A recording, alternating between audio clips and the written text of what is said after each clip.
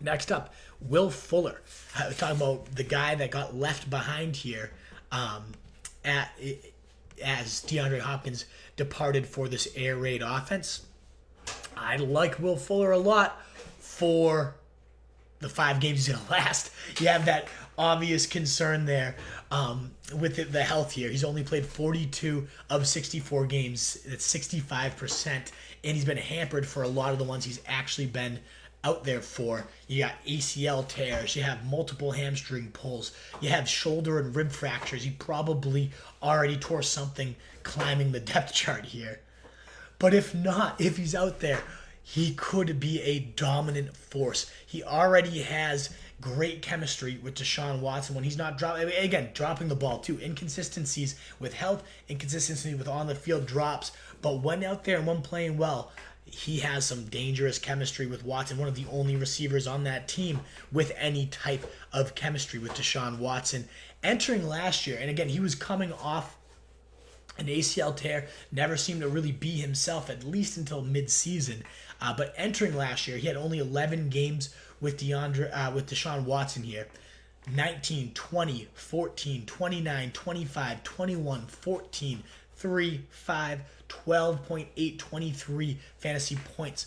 That's nearly 50% top 10 wide receiver performances, and only 2 out of 11 games were actual duds there. So this guy was thriving with Deshaun Watson. Last year, I don't know what to make of this because it's such a disparity. Those 11 games versus the 11 games of last year really only had one actual blow-up game last year, and it was insane. It was the best wide receiver game of the last 20 years. 217 yards, 3 touchdowns, and 14 catches for 53.7 fantasy points. Ridiculous. But ultimately, that was 40% of his total for 2019 fantasy production in 1 out of 11 games. So that kind of highlights how streaky he is and streaky he was, especially last year. But could he find some more consistency now in that number 1 receiver role?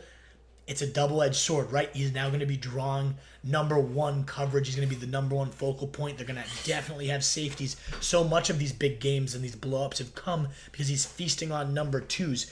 Is he still going to be able to thrive quite so heavily now getting the number 1 corners of teams? We'll have to see. I think he can do it. He's got that 4.3 speed. He's deadly.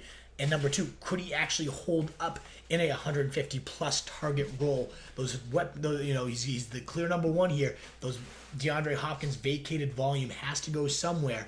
And this is the guy that has by far the best established chemistry, but his body hasn't held up in a number 2 role. Can it actually hold up in a number 1 role? Remains to be seen. If it does, we're talking about a top 12, top 15 receiver that you're going to get for a wide receiver 30 or so price. But ultimately, we'll see. 192, 151, 174, 163, and 150. Those were DeAndre Hopkins' target totals. Bill O'Brien loves peppering that number 1 guy. So, again, that looks to be Will Fuller. They're definitely going to be run heavier than ever before with these weapons gone. We don't know if he's going to stay healthy.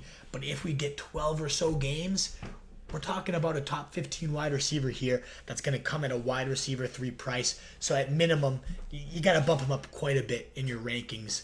I like him right around round 5 or 6 to be my number 3 receiver, and then I immediately get a safer guy right after.